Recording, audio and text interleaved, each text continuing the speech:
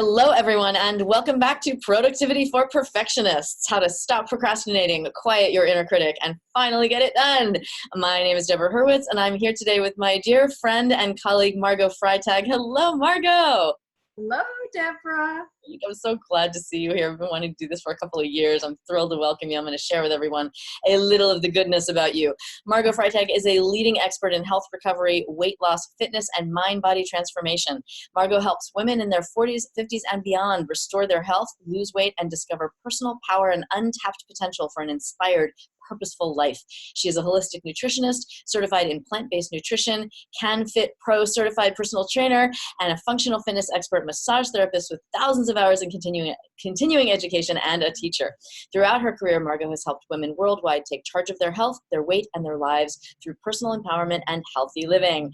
Yes, please. So today is all about the body, all about that fitness and the physical aspects of our perfectionism, right? And how we actually handle bringing ourselves to the point of being able to operate the way we want to operate. And there's so much that goes into that, right? So I'm super excited to dive into this conversation. And so let's just do it, shall we? So Margot, I know there are many aspects of your story that we could focus on, and I kind of want to just go through speaking into the promises of this summit, which I love to deliver on, and really talking to people about how to stop procrastinating, how to quiet that inner critic, and bring that to your story. So I know you have an incredible history of being really like athletic and healthy and very involved in fitness and health your whole life. And I'm curious how, if at all, procrastination has figured into your story, or perhaps, in your students and clients' stories, because I mean, if there's anything that I think we're all apt to procrastinate on, it's fitness and wellness, and I'll work out tomorrow, I'll cook tomorrow, right? I'll start on Monday. That's like the battle cry. So where has that come up for you, and how do you handle it? So, procrastination is my middle name, like everybody on this summit, right? Yeah. Right. So I'm glad to hear that, because if you look at your bio, and especially like all the stuff you've done with fitness, it's like that girl's out of bed at 5 a.m. every day doing her marathons. Like, we don't think you procrastinate. So I guess the first thing is that it wasn't always this way. Like I wasn't always, healthy, plant-based fitness. I mean, fitness was kind of instilled in me from an early age because my family was just that way. But I had asthma. I had a really bad case of asthma, and it really stopped me in my tracks for many years in many ways. And it was 1996. I had a nutrition prof who talked about nutrition in the way that I had never really heard of before. And that was that some foods can make you sick and some foods can heal your body. And so by the end of that program, I kind of knew what I needed to do, but I didn't want to make those changes. It was not. I procrastinated, and I put it off. I put off making those changes until I actually had a son. And then, when my son was 4, he was diagnosed with asthma as well. Mm-hmm. And so, sometimes, let's face it, sometimes we need a little push outside of our own comfort zone to make a change. So we made the changes we needed to make. We healed. No more Ventolins, no more breathing issues, no more allergies. Everything is better. And I guess what I super quick, even though this is not a nutrition summit or a fitness summit, but I'm just curious, what were, just broadly speaking, what were the foods that you took out to take out breathing issues? Because breathing is so dairy was the first thing. All dairy, especially cheese, right? Nobody wants to give it up, but once you do, you realize how crappy you felt while you ate it. Dairy, and then anything with arachidonic acid. So arachidonic acid we actually produce arachidonic acid. It's that thing that makes you get swelling when you injure yourself. So you twist your ankle and your ankle swells up. That's part of the series of events that precipitates that is arachidonic acid. Okay. But a lot of foods have arachidonic acid in them that cause inflammation in your body. Is one of them, and meats, of course. And then there are other things that cause inflammation that you don't even really think about.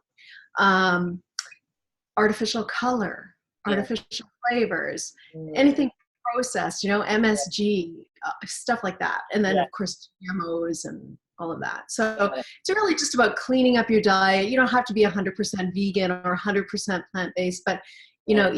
eating more plants is always better. Yeah. So got it. And of course, as I as I said, we're not going deep into the nutrition piece, but just in terms of we all have somewhere we know we want to go in terms of our diets or our workouts. We all know there's like something that we're not doing. And so what's interesting in what you just said is that even though you knew what to do, you were also procrastinating. There was an I don't wanna factor, right? Mm-hmm. Excuse me, I'm frog in my throat today. That there was a way in which you were like, well, I know I should, but I'm not gonna. And you're saying it was not until your son came through with the same diagnosis. So having that external help made a difference. And I'm wondering, like, for those of us who maybe don't have, a child come along where we'll do anything for the kids that we won't do for ourselves. And lots of times, especially with perfectionists, we're people pleasers. We'll do things for others. We'll meet obligations and commitments with others that we won't meet for ourselves. So if we can kind of get underneath, obviously you love your child, you're going to do anything for your child, but what was the piece for you? Like, you could have still fed him whatever you were going to feed him and then still go and eat cheeseburgers yourself. What was it that what was it that changed for you that you're like, I'm going to say no to that thing for myself today, even though my son is nowhere around?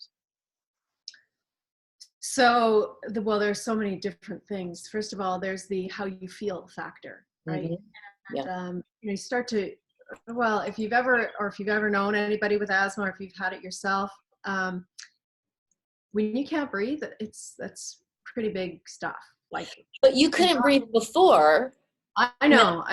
So was it that just once you did something for him, then you got the vantage point of how much better it could be, and then that helped you stay on track? So there's the two things that I looked at. First of all, it was like it became a non-negotiable. So something that becomes a non-negotiable is just, that's a thing that it's just becomes part of the fabric of your being. Sure. Like, I don't lie, I don't cheat, I don't steal, and I don't eat dairy. Like it's all in there, right? So it's What like a was non-negotiable in my life. the moment? That's great. Like to identify non-negotiable is so powerful. And I know what you mean. Like that's one of the reasons that I was, even though it was terrible for me, that I went on, crash diets over the years and did things for short stints, was that I could do anything for a week or 10 days. Now that's, white knuckling it, not something we advise for long-term sustainability, but I understand the non-negotiable piece. Like for 10 days, I am not doing this, or I'm definitely doing this, and I can sustain that for a short period, and it's a non-negotiable. What has something become a non-negotiable over time? Like, what had dairy become a non-negotiable for you? Do you remember like a moment or a decision? Yeah. It had become the enemy. Like, you have to understand, well, this, Deborah, and we all know it. We have been lied to by the dairy industry. Like, I don't want to get into all of that political piece, but we have been lied to about that it's good for our bones. We need it to grow. It's good for this and that next thing. And we actually lose calcium net by having dairy, right? I know. Right? Yeah. Like, it's so bad for us, but we were told our whole lives how important it was for us. And it robbed me of my quality of life, right? Mm-hmm. So there was like this, like, it became the enemy. I was not going to engage in that. So there was that part of it. But for a lot of my clients and for other parts of my life that don't include dairy, I really ask people to ask themselves, is this sustainable? So if something isn't a non-negotiable and you are trying, like, you've done the crash diets and you're trying to make something work so you can lose that 10 pounds because you're going to Costa Rica or whatever it is, you gotta ask yourself, is this something I'm doing right now, or is this something that I want to do for the rest of my life? And if so, is this sustainable? Mm-hmm. And if it's not something you can do forever, you shouldn't be doing it right now. And so what I like to, like, people tend to think that they have to be either on their diet or off their diet. Yeah. And seems to be no middle ground. And I like to tell this, the story about the rocket going to space, and it's got or a destination like an airplane going from LA to New York.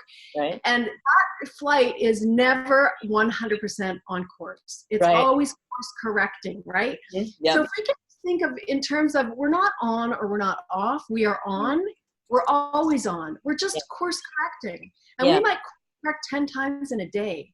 Right. Or 20 times in a week. Yeah. But this is a really, I'm going to stop you because there are like 3 things in what you just said that I want to highlight before we get too far away. And it's so valuable for perfectionists because we do have that black and white, all or nothing. If I can't do it perfectly, I won't do it at all. I did that for years. If I have 1 cookie, well, then it's 3 banana splits and see you later, right? And that to say, no, I can have a bite of that or one of those or do something I didn't really mean to do or have the day go not quite how I meant. That doesn't mean the week is blown and I'm just like fucking around until Monday, right? It's that we can and must be course correcting all the time. And going back the question is this sustainable? What I really love about that is, as opposed to having, one of the things that scares us as perfectionists is this commitment to forever, right?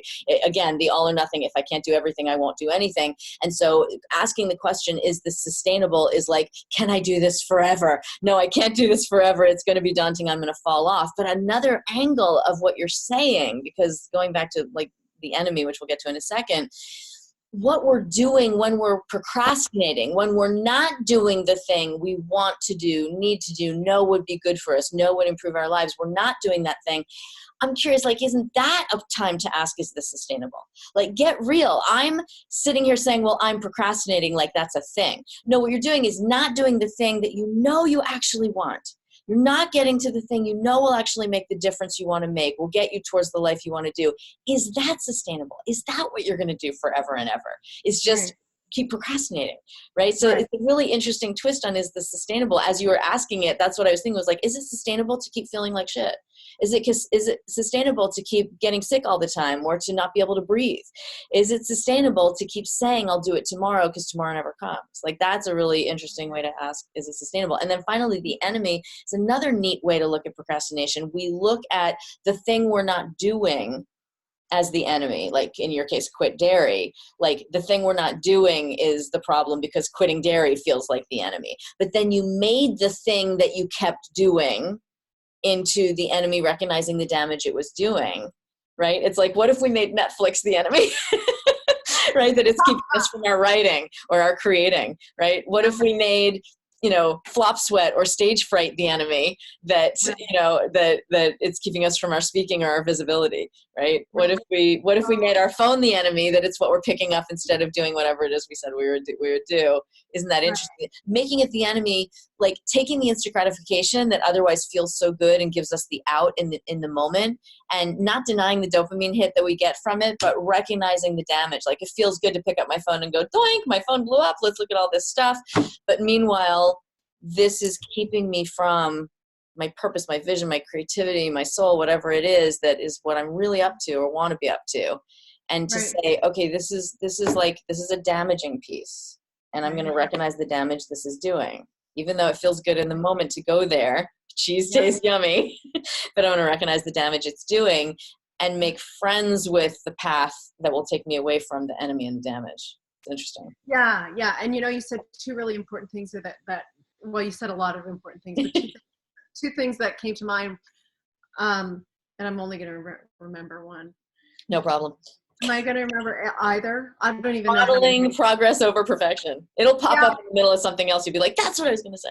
Yeah, it'll come up. But yes, like we have to see things for what they are. And yes, we get a dopamine response from our phone. Yes, we love our phones. We're not giving up our phones. And yes, it's getting in the way of the things we really want, of course. But could we, instead of saying I'm going to spend an hour on Instagram because I started, or here I go, I really want to go to the gym, but this is a really good thing I'm looking at, or Netflix is whatever, using it as reward, or, I'm going to go to the gym, then I'll look at my Instagram, or I'm going to eat that healthy meal, or do the thing that I want, or write that piece, or whatever it is that I really need to do, and then reward myself. It's a practice in delayed gratification. And I think it's a really important practice, because we are so hooked, and our kids, Yeah. like it's worse than ever, right? We're so hooked Yeah. on feeling good right now. Oh, But yeah. we have to remember that that instant feel good is not what gives us long-term gratification, Yeah. satisfaction, health. That's right. All Yeah. of those things we really want, they demand attention of their Yeah. own. Yes, the things we really want demand attention of their own is a great way to put it. It's not, I'll get to that after. It needs its own focused attention. And the work reward pairing is so important. It's actually one of my top 10 productivity rules. Like one of the first things I teach ever are these 10 productivity rules. And one of them is work first, reward later. And it's not reward like I'm going to have a week vacation in the Caribbean because I finished my book. It's not like work reward pairings happen in tiny, tiny increments. Just like you said, I'm not going to spend the whole hour on Instagram just because I got started. That was a huge point, right? Just because you pick something up, it's just like you might have had a cupcake, you're not done, fall off the wagon, done for the day or the week. Just like just because you picked up something for 5 minutes doesn't mean now you're down the rabbit hole of that and letting go. You could be like, okay, and now I'm going to put the phone down and continue after I do that all the time. Netflix again, right? Like I'll watch some juicy guilty pleasure or whatever. I'll press pause 10 minutes into the show and say, after I write for a half an hour, I get to come back and watch the rest of the show. Right. Right? Yeah. Relayed but promising yourself that reward. And then for perfectionists, giving yourself that reward is also really important because we battle with ourselves over like never being done and never being enough. And that's one of the reasons we get into these procrastination avoidance loops is we deny ourselves until we get the thing done. And it feels so hard and so difficult. And then once we're in, we stay in, we make ourselves do more, the white knuckling, right? All of that, the willpower. And then when we finally break, we break down huge and we don't go back and we procrastinate the shit out of things because we made it so hard on ourselves and we didn't give ourselves those rewards that we promised ourselves in the little increments. It's really important. Yeah, really important. So anyway. And what about if, we started to see the thing that we really want as the reward? I mean, what if like sometimes I'll be, making dinner, doing the laundry, walking the dogs, all the things I need to do around the house, and I don't go to the gym or I don't get my run in because I'm busy doing these other things. Right. Well, really the run and the exercise and the self-care is the reward. Like, why can't we switch that and say, let me have my reward. Let me take care of myself.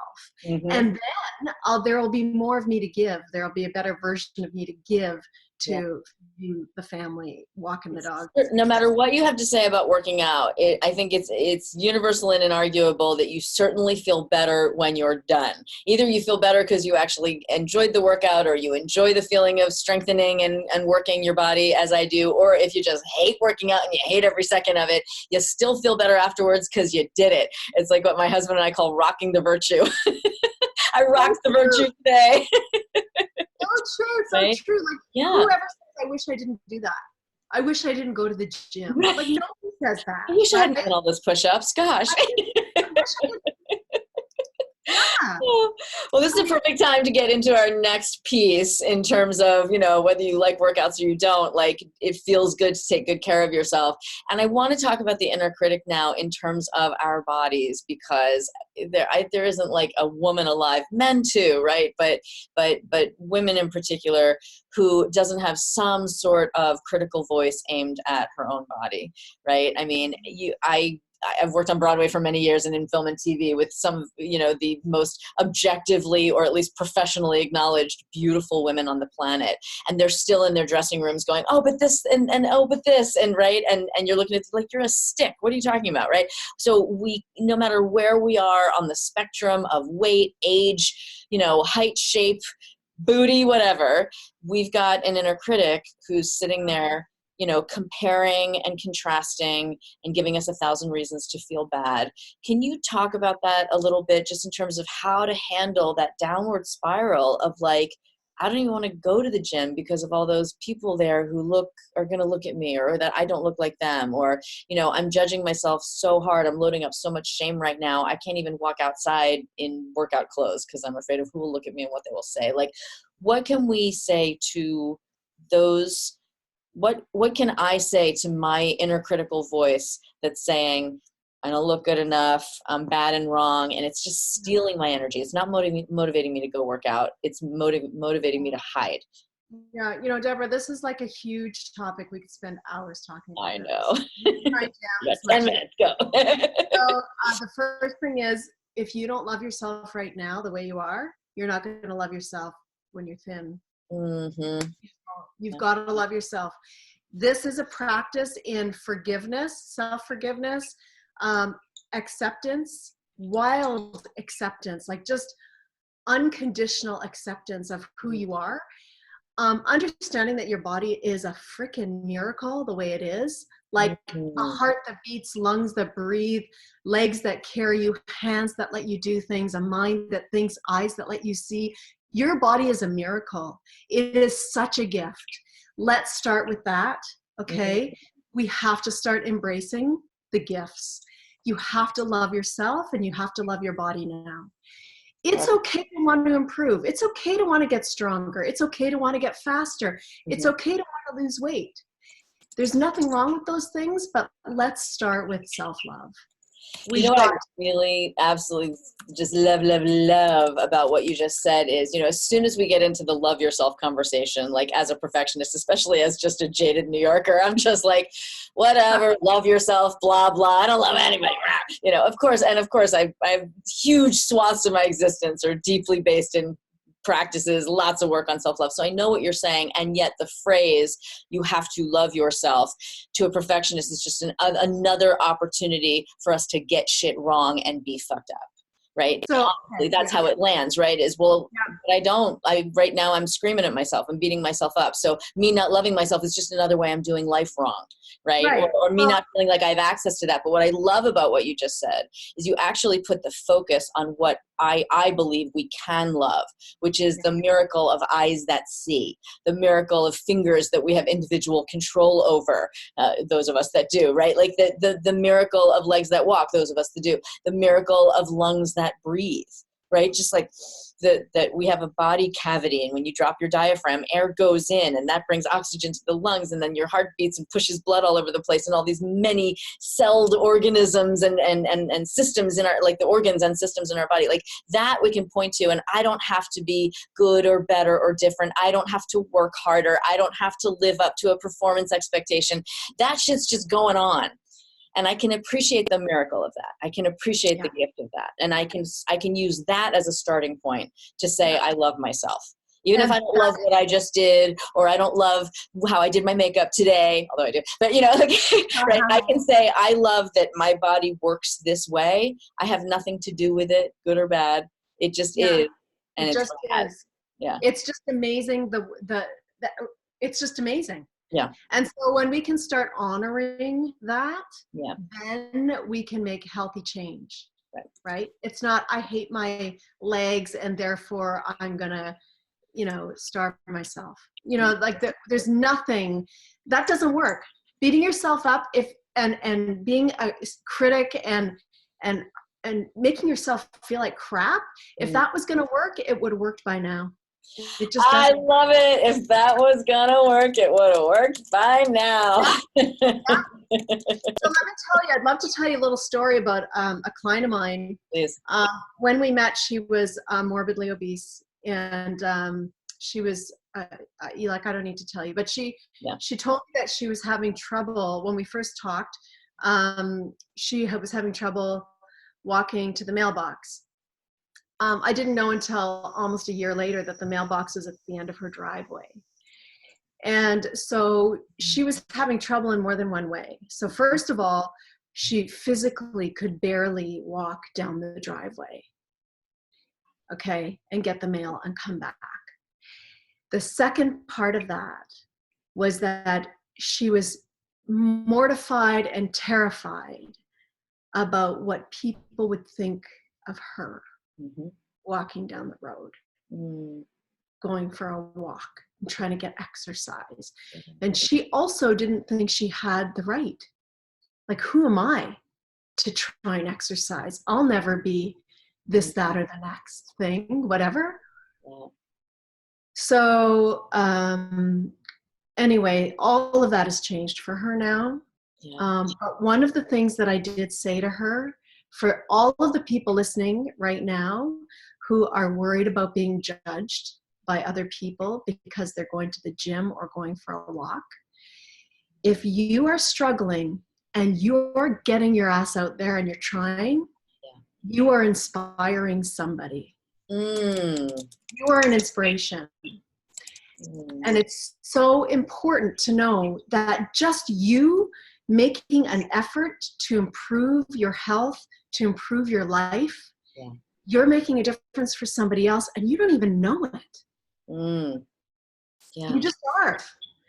I mean, I'm sure, Deborah, you've looked out your window and seen people walking and it's inspired you. Absolutely. No matter what size, no matter what shape, no matter how fast. In fact, the struggling walkers might inspire you more than the marathoners who are zipping by. Who are just intimidating. I hate you, go away. The try is all we need. We gotta have try. I love if you're getting out there in any way, you're inspiring someone, right? Whether you're walking and that you're inspiring someone. So if you're going, as we perfectionists do, if you're going to put your attention on what will other people think, try on, they will think, go you, and maybe I can too, right? Like that's really cool. Yeah, I mean, you just look at your own, your own experience with that. What is it like when you see somebody really getting out there and trying despite limitations?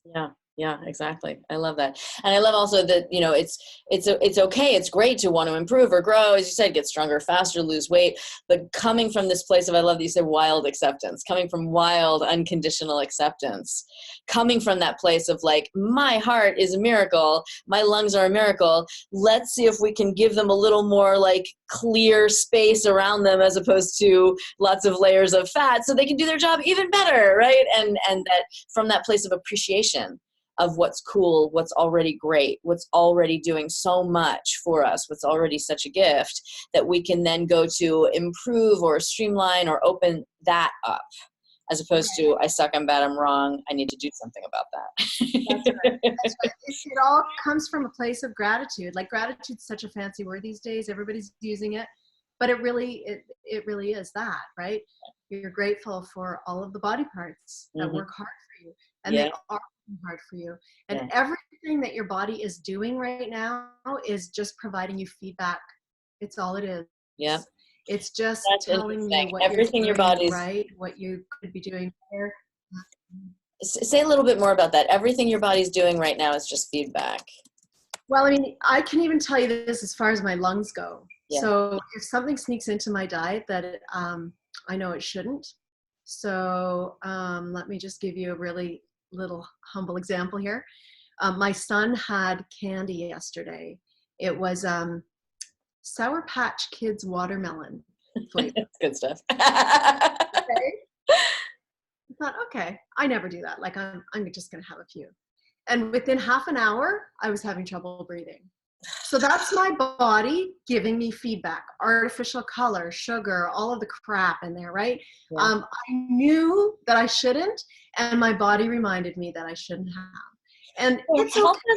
It's not the end of the world, but it's just like your body's talking. Your body's always talking to you.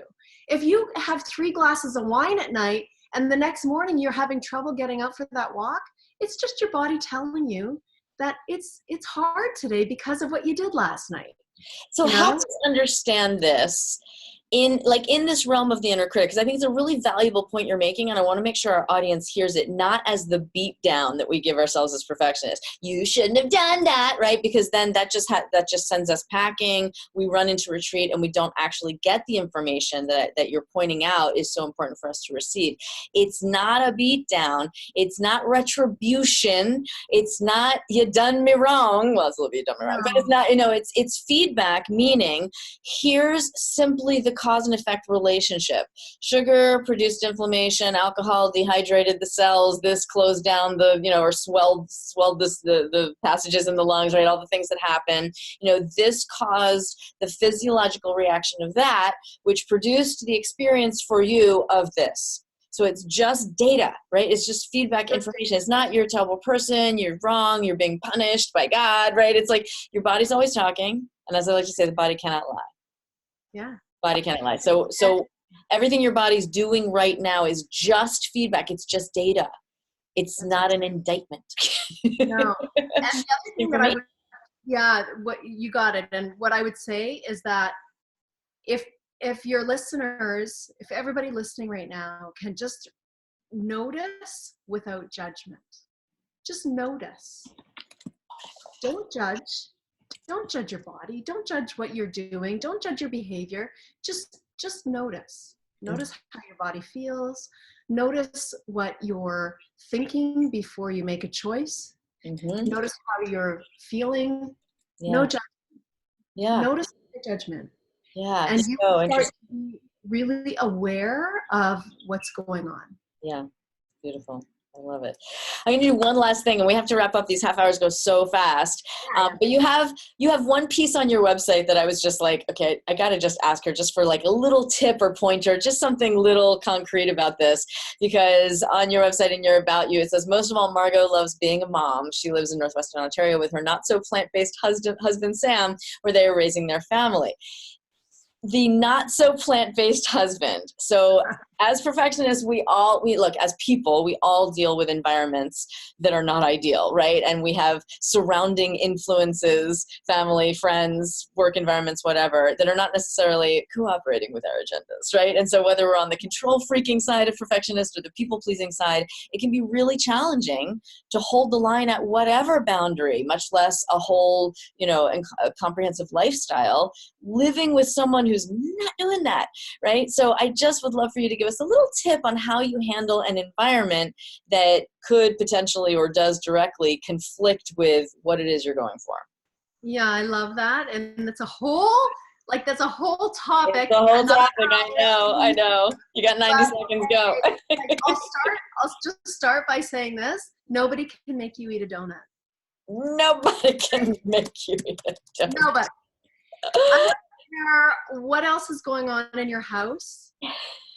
As long as you are not embracing a victim mentality, you hold the reins, you are in control of your life. Yeah. So empower yourself, take responsibility for yourself, and be the leader that you need to be for your own personal growth. If you are blaming the circumstances, if you are a victim of your circumstances, your environment, your situation, the people around you, you will never get to where you want to go because you've already decided that the problem is external. It's not inside. Right. Exactly.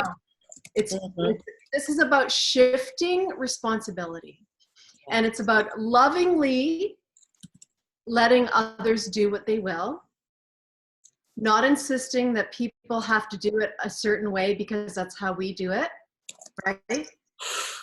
You're pressing all the buttons for the control freaks. But yes, exactly. Lovingly letting others do what they will. It's not your life to live, right? You don't, if you're in a place where you need things out there to be different, so you can do what you need to do in here, or you can make the choices you need to make, or you can go where you want to go, you're in trouble, right? Because you can't control what anybody else is doing.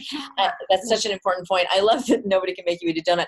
And here's the thing, right? Like, I complained for years, my husband's cheeseburger and fries smelled a lot better than my salad, right? And I was complaining about that, and I got really victim-y about that. And at the end of the day, there were things that I could do. Like, I could have one really delicious bite of the cheeseburger and just like indulge that piece, and then say, okay, great, now, and actually take, like you said, notice without judgment. Like, does that taste delicious? Absolutely. Can I already feel how 3 more bites of that and I won't feel so good? Yes. So actually now that salad's looking pretty good, right? And I get to have the best of both worlds. That's like one little bit of a solution. But and it's like, I could and did, right? Say, well, you're doing this to me, or you're making it harder for me. You know how hard this is for me. Why do you have to make it harder, right? That's a battle cry I hear a lot. This is already so hard. But you're right that at the end of the day, they've got their path, whether it's the obstreperous eating all the bread husband, or somebody at work who's chewing gum too loudly or bringing treats into the break room, right? I work out of an office where like real estate agents are always coming in and out with all their open house goodies. And I'm like, oh, more cookies, come on,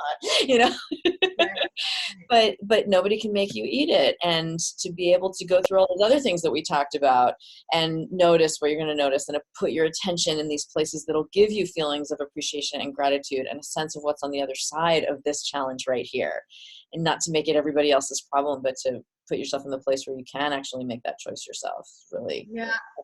And Deborah, just to add to that, I think people really need to write down what it is they're doing this for. What's your vision? What's your goal? What's your big why? I'm sure you do this with your clients. Of course. And have that written down somewhere. Maybe it's a screenshot on your phone.